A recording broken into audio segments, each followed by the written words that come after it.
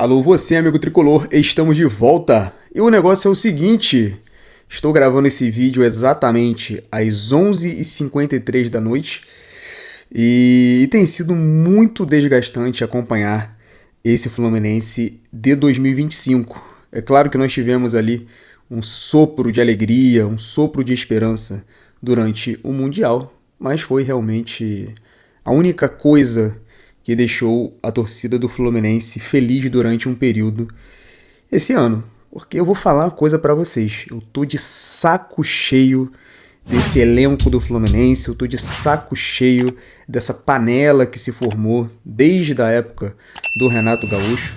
E eu sinceramente estou perdendo a esperança de ver dias melhores daqui pra frente.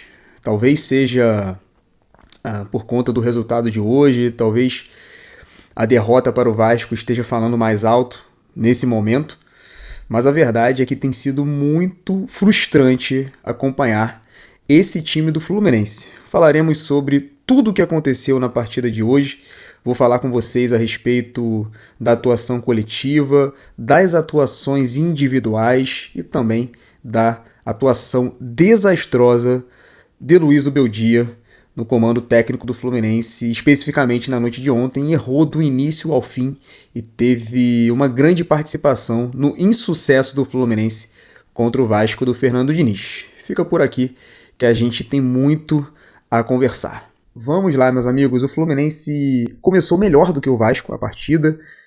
Nós tivemos a estratégia de marcar de perto a primeira fase de construção do adversário.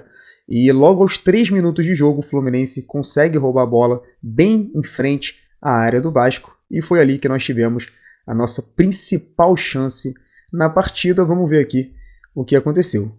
A bola está com o Cuesta, o Fluminense pressionando com o Lúcio, Germancano e Augustinho Canóbio. Nós vemos aqui que o Cano vai pressionar o Léo Jardim e a princípio o homem livre na jogada é o Cuesta. A bola vai para o zagueiro do Vasco. Nesse momento a gente vê que o Lúcio, que estava no Barros, faz o salto no Cuesta.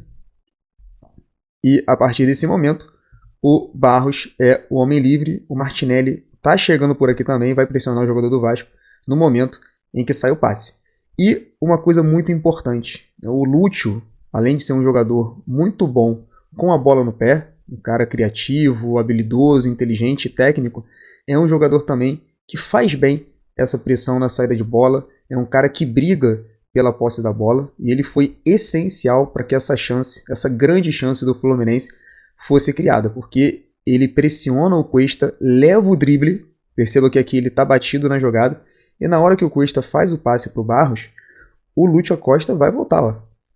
Ele pressiona novamente o Barros, e dessa vez consegue fazer a roubada de bola, deixa o Cano numa excelente posição aqui para finalizar, tá de frente para o gol, e o Cano desperdiça uma grande oportunidade. E aqui a gente tem que falar do Cano, né, pessoal? É um jogador que todos nós amamos. O Cano é um ídolo histórico do Fluminense. Nós temos jogadores que são ídolos de alguns torcedores e nós temos jogadores que são ídolos da instituição. O Cano é esse cara. O Cano é ídolo do Fluminense Futebol Clube. É um cara que todos nós respeitamos, que todos nós amamos. Um cara que sempre representou muito bem as nossas cores, sempre se dedicou em campo. Foi o melhor finalizador que eu vi vestir a camisa do Fluminense. Ninguém fez o que ele fez, pelo menos na minha geração. Então é um cara que a gente sempre vai tratar com muito carinho. Entretanto, nós não podemos fechar os olhos para a realidade. O Germancano hoje, infelizmente, é um jogador que não pode ser titular da equipe do Fluminense. Ele está atrapalhando o time do Fluminense.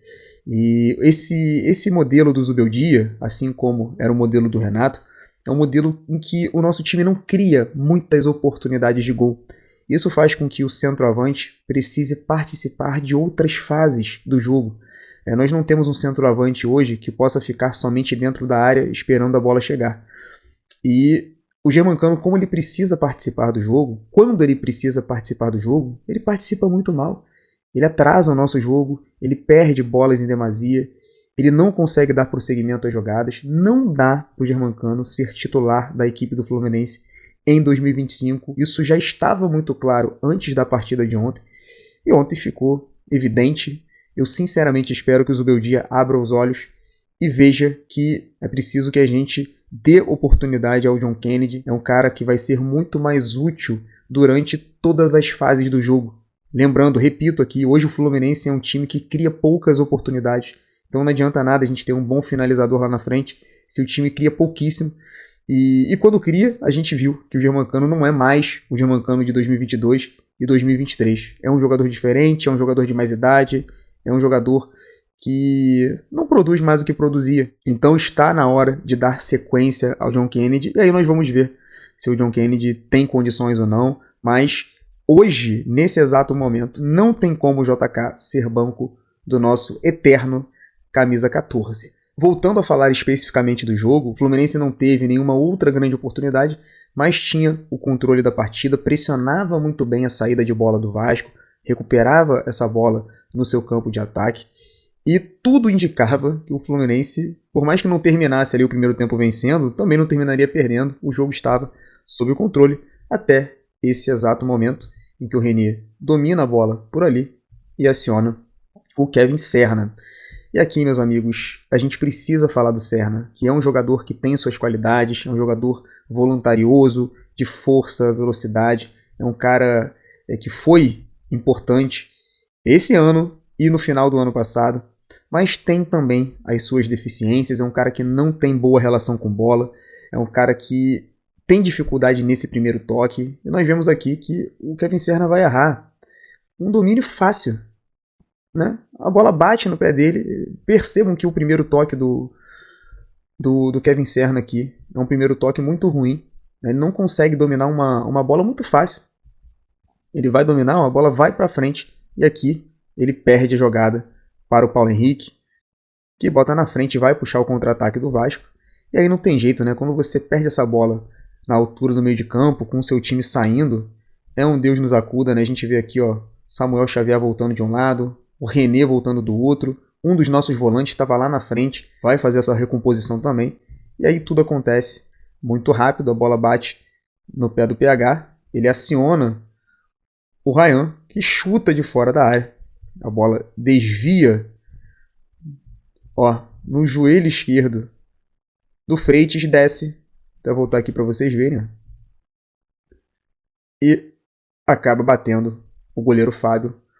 1-0 Vasco no primeiro tempo, e depois que o Fluminense leva o gol, a gente sente ali uma instabilidade, os jogadores do Fluminense muito nervosos, né? Principalmente o Canóbio muito nervoso. Aliás, mais uma partida muito ruim do Canóbio, assim como o Serna também foi muito mal. Os nossos pontas novamente jogaram muito mal, e o Fluminense vai para a segunda etapa atrás do placar. E quando nós voltamos para o segundo tempo, toda a torcida do Fluminense esperava uma substituição pelo menos muito clara, que seria a saída do Germancano e a entrada do JK. Até porque, pessoal, nós já vimos, principalmente no jogo contra o Atlético Mineiro, que a dupla Lúcio Acosta e JK funciona bem, eles se entendem bem. Então, o que eu tinha em mente? O Zubeldia vai colocar o JK já no início do segundo tempo, até para aproveitar essa dupla com o Lúcio antes do Lúcio cansar, porque o Lúcio é um jogador que geralmente cansa ali na metade do segundo tempo. É uma coisa que acontece principalmente depois de ficar um tempo sem treinar. Vamos lembrar que o Lúcio na semana passada ficou fazendo trabalho na academia, não treinou com o time em campo. Então já era muito claro, muito óbvio que o Lúcio não terminaria o jogo contra o Vasco. Então na minha mente era muito óbvio que ele deveria aproveitar essa dupla que deu tão certo contra o Atlético Mineiro, Lúcio Acosta e John Kennedy. No segundo tempo, o Fluminense começa melhor do que o Vasco, tem ali um chute a gol bem no início, mas tudo vai para os ares logo aos 7 minutos de jogo, quando o Vasco faz o segundo gol. A gente vai ver aqui como que foi a jogada, e depois disso realmente o Fluminense derreteu em campo. Vamos lá, vamos dar uma olhada aqui para ver como é que foi o lance do segundo gol do Vasco. A bola está com o Barros, a gente vê o Fluminense aqui num claro 4-4-2, né, o Germancano e o Lúcio Acosta, linha de 4 no meio de campo e a linha de 4 na defesa. E o que nós vemos aqui, pessoal? Quero que vocês observem comigo que o Vasco bota muitos jogadores no corredor central. Olha só, o Coutinho que é o meio-campista, camisa 10 da equipe do Vasco, está aqui pelo corredor central. O Tietê, que é o volante mais adiantado, está pelo corredor central. O Andrés Gomes, que é o ponta-direita do Vasco, está pelo corredor central. Assim como o Ryan, que ontem jogou como o homem mais adiantado no ataque do Vasco, ele baixa aqui para o corredor central. E o Vasco tem superioridade numérica nesse setor do campo. Claramente, a gente vê aqui que o Martinelli, aparentemente de olho no Nuno Moreira. O Canóbio parece estar preparado para saltar a pressão aqui no Robert Renan. E a gente vê o Hércules e o Serna por aqui. Né? Uma situação aqui de 4-2, no máximo 4-3. Superioridade numérica do Vasco nesse setor do campo. O Barros vai achar o Gomes por aqui. O Hércules, que estava marcando o Tietê, vai saltar para pressionar o Gomes. Só que ele é muito inteligente, faz um corta-luz, a bola passa para o Ryan. E nesse momento é a hora do Kevin Serna fazer a falta. Né? Percebam o espaço que existe nessa região do campo. A nossa linha defensiva, obviamente, nessa situação, corre para trás. Então é uma situação muito clara para o jogador parar a jogada, fazer a falta e matar o lance. Não é o que acontece. Kevin Serna não faz a falta. O Ryan leva a bola. E aqui não tem jeito, né? O Fábio vai muito mal no lance. Porque o Ryan chuta do meio da rua. O Fábio tenta encaixar, a bola bate no peito dele e vai para frente. O Gomes finaliza. E no rebote, Nuno Moreira faz o segundo gol da equipe do Vasco. E depois disso, meus amigos, o Fluminense abdicou da partida, parou de jogar, simplesmente acabou. O Fluminense acabou no jogo, foi muito frustrante, foi irritante, foi assim uma coisa inacreditável o que o Fluminense fez depois que levou o gol. A gente tinha 40 minutos pela frente e o Fluminense não fez absolutamente nada. O goleiro do Vasco, se ele quisesse, ele poderia sair do jogo de ontem diretamente para o cinema. Assim, no segundo tempo ele não suou a camisa. Foi ridículo o que nós vimos depois que o Fluminense levou o segundo gol. E é uma coisa que não pode acontecer. O time não pode sucumbir num clássico como o Fluminense fez ontem. E aí, meus amigos, a gente tem que falar aqui das decisões do Zubeldia. Nós falamos da escalação, quando erroneamente ele coloca o Germancano e deixa o JK no banco. E aí nós temos que falar também das escolhas que o Zubeldia fez para colocar no banco de reservas e as substituições em si. Aliás, uma coisa acaba sendo consequência da outra. O que o Zubeldia faz? Ele tira o Cano e bota o JK, tardiamente, e faz outras substituições. Tira o Canóbio, bota o Keno, e aí o Keno é um caso à parte. Gente, o Keno ontem entrou quebrando a bola, e não é novidade, né? É um ponta de 35 anos. É um cara que nesse momento, é pouquíssimo útil para a equipe do Fluminense. É claro que vai fazer uma jogada ou outra, um gol ou outro, mas o ano do Keno não é bom. E aí eu pergunto a vocês, por que não testar outros jogadores? Por que não testar outros jogadores? Ele coloca também o Soteldo, né, que em uma das únicas oportunidades que ele teve para pegar a bola, ele fez isso daí, deixou a bola passar e a bola foi para a lateral. Então, por que esses jogadores são escolhidos? Por que o Riquelme Felipe não foi utilizado ontem? O que acontece com o Fluminense? Porque o Lavega fez uma boa partida contra o Vitória, nunca mais teve oportunidade. Do que acontece dentro do Fluminense?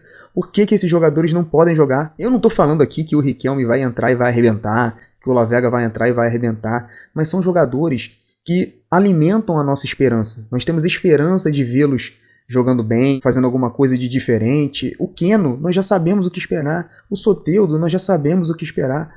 Então até quando a gente vai ter que atorar esses caras? Porra, eu tô de saco cheio disso, bicho. Outra coisa, ontem o Fluminense estava atrás do placar, precisando correr atrás do resultado. O Zubeldia olha pro banco, precisa substituir o Samuel Xavier. Precisa aqui, eu tô falando na minha cabeça, né? Talvez o Samuel Xavier estivesse cansado. E aí ele tem que colocar o Guga, que é um lateral pouquíssimo ofensivo, não produz nada na frente. E por que ele tem que colocar o Guga? Porque hoje o Júlio Fidelis é a nossa terceira opção para lateral. Um menino que foi muito bem na maior parte das vezes em que atuou. Ele fez um jogo magnífico contra a equipe do Bahia. E como prêmio, ele não tem mais oportunidades. Quem vai para o banco é o Guga, não é o Fidelis. Aí num jogo que a gente tem que correr atrás do resultado, a gente bota um lateral que não tem veia ofensiva, que não vai produzir absolutamente nada na frente. O que o Guga fez ontem quando entrou? Nada. Então, meus amigos, é muito frustrante, eu tô de saco cheio disso que vem acontecendo no Fluminense. Eu espero que o Zubeldia olhe para o que aconteceu ontem, coloque a mão na consciência e faça novas escolhas. Não dá para a gente seguir dessa maneira até o final do ano. Fluminense botando Soteldo, e bota Keno, e bota Cano, porra, e bota Guga. Vamos fazer diferente, Zubeldia. Vamos fazer diferente, vamos arriscar. Não dá pra gente seguir assim, cara. A gente já viu o que esses caras podem produzir. A gente tá vendo aqui há vários e vários meses. Eu sei que o Zubeldia chegou há pouco tempo, a gente tem que ter paciência. Eu prego muita paciência a quem acabou de chegar. Só que a gente tá vivendo esse processo já há muitos meses. Então a torcida do Fluminense, ela tá de saco cheio, tá de fato impaciente. Eu tô impaciente. E nós não temos muito tempo, a gente tá no final de outubro. O Fluminense tá perdendo pontos bobos. E daqui a pouco tem a semifinal contra o Vasco em dezembro, e aí? Será que a gente vai continuar utilizando esses mesmos caras? Então ontem o Zubeldia foi muito mal e me preocupa muito a postura do Fluminense no segundo tempo ao basicamente desistir do jogo. O que esses caras fizeram ontem foi uma brincadeira com a nossa cara e a gente espera que as coisas mudem daqui pra frente, porque do jeito que tá, não dá pra seguir. Eu quero saber de você, sua opinião, você que tá aqui me assistindo. O que você achou da partida de ontem? O que você achou da atuação coletiva do Fluminense, das atuações individuais? E principalmente quero saber de você, o que você achou das escolhas do Zubeldia? Gostou? Não gostou? Coloque aqui nos comentários a sua principal crítica ao trabalho do Zubeldia até aqui. Eu quero bater um papo com vocês, quero saber o que vocês pensam a respeito do treinador argentino. Tá panelando? Não tá? Coloque aí nos comentários pra gente bater esse papo. É isso, meus amigos, vou ficando por aqui, espero que vocês tenham gostado de mais essa análise, inscreva-se no canal, dê o like no vídeo e ative o sininho das notificações para ficar ligado em tudo que rola por aqui. Beleza, pessoal? Tamo junto, saudações tricolores e até a próxima. Valeu!